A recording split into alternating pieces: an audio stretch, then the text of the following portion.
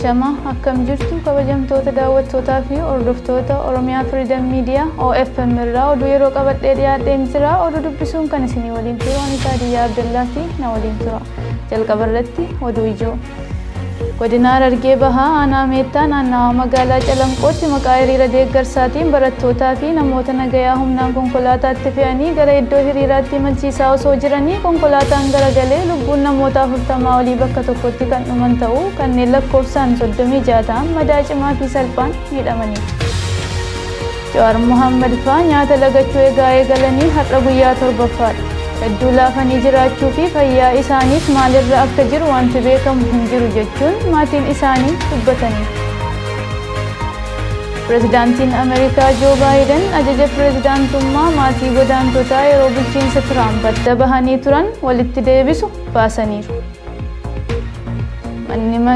Manni marii nageenyaa dhaabbata mootummoota gamtoomanii dhimma Itoophiyaa irratti marii taa'uuf murteesseera. Babal'ina oduutiin godina Harargee Bahaa aanaa Meettaa naannawaa magaalaa Calanqootti maqaa hiriira deeggarsaatiin barattootaa fi namoota nagayaa humnaan konkolaataatti fe'anii gara iddoo hiriiraatti imalchiisaa osoo jiranii konkolaataan garagalee lubbuu namoota 40 olii bakka tokkotti kan dhuman yoo ta'u kanneen lakkoofsaan 36 ta'an madaa cimaa fi salphaan miidhamaniiru. Akka maddeen keenya Bahaa Oromiyaa irraa odeessa kana nuuf dhaamanitti magaalaa Calanqoo keessatti hiriira deeggarsa hooggansa muummicha ministeeraa Abiy Ahmedii fi balaaleffannaa juntaa irratti hirmaachuu qabdu jechuun barattoota magaalaa Qullubbii irraa fe'anii gara Calanqootti imalchiisaa osoo jiranii balaa tiraafikaa mudateen lubbuun barattoota 52 olii dabruun addeeffameera. Konkolaachisaa Isuzu kanas hirriba guyyaa 3tiin qaba nadhiisaa osoo jedhu deeggarsa muummicha ministeeraa Abiyyiif barattoota kanneen fe'uun deemaa ture jedhan maddi keenya. Balaa tiraafikaa kunis kan mudate naannawaa magaalaa Calanqoo iddoo Duusee jedhamutti akka ta'e maddeen keenya irraa qulqulleeffanneerra. Akka maddi keenya hospitaala Hiwoot Faanaatti argamu amma nuuf himetti namoonni 52 bakka tokkotti dhumaniiru. Namoonni 36 ammoo madaa cimaa fi salphaan miidhamanii kanneen hospitaala keessatti du'aa fi jireenya gidduutti jiranis jiraachuu maddi keenya kun itti dabaluun nuuf himeera. Namoonni lubbuun dabran irra jireessaan barattoota yoo ta'an namoonni nagayaa karaarraa humnaan maqaa hiriiraatiin konkolaataatti fe'iinsaa keessatti kan argaman ta'uu himan. Barattoonni dhuman kunniin irra hedduun battalumatti lubbuun isaanii yoo darbu muraasni ammoo ergaa wallaansaaf hospitaala Hiwoot Faanaa jedhamu seenanii booda akka ta'es maddi keenya kun ibseera.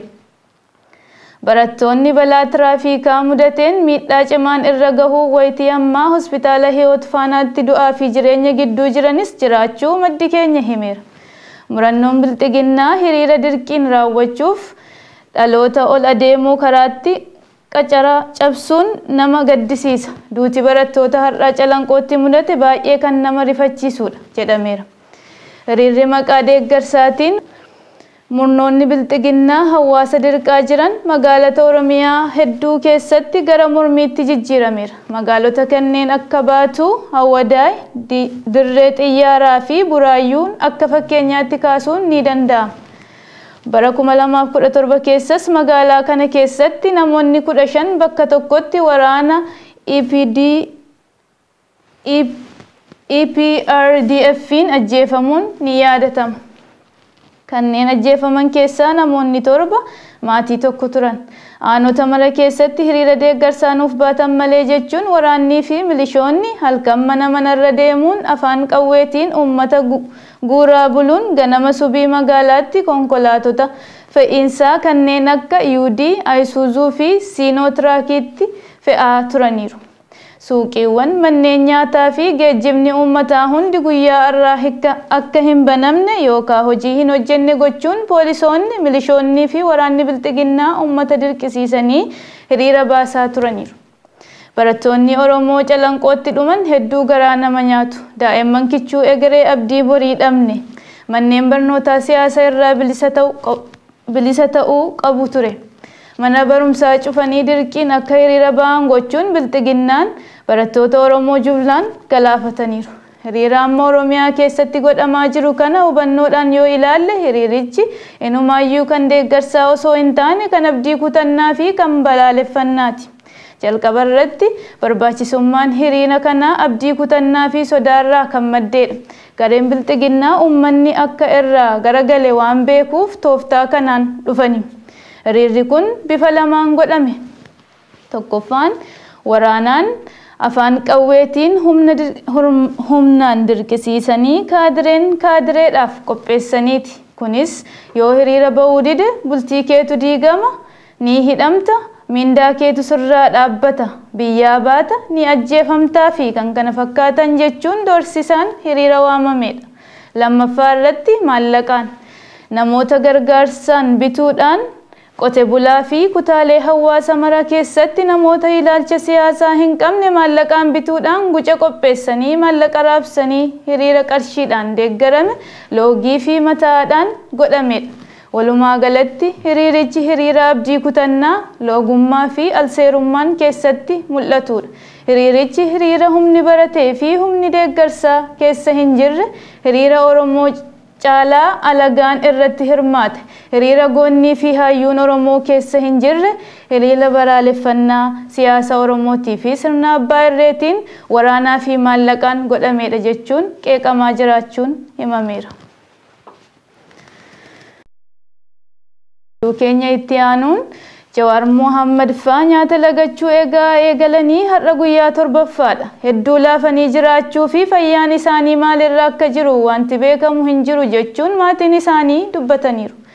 Akkuma armaan dura har'allee maanguddoonni mana hidhaa Qaallittii deemanii Jawaar Mohaammed faa nyaata akka fudhatan kadhachuu yaalanii turan. Jawaar faan garuu har'as nyaata akka hin nyaanne maanguddootti himaniiru. Sababan nyaata didaa jiraniif keessaa muraasni Oromoon addatti irratti xiyyeeffatamee adda baafamee manneen hidhaa biyyattii guutee jiraachuudha. Sana qofa miti dararaan addaatiif saaxilamaa jira. Biyyattii kana keessatti roorroon akka Oromoon irra gahaa jiru kun eenyurrayyuu gahaa hin jiru kan jedhan yoo ta'u, nuti ala taanee uummata keenyaaf sagalee ta'uu hin dandeenyu. Garuu hidhaa kana keessatti kan gochuu dandeenyu nyaata lagachuudhaan lubbuu keenyallee kennuudhaan uummata keenyaaf waa buusuu feena jedhan. Itti dabalataanis nuti akka nyaannu nu kadhachuuf dhufuu keessaniif ulfina guddaa isiniif qabna jechuun warroota isaan gaafachuuf dhaqes galateeffataniiru.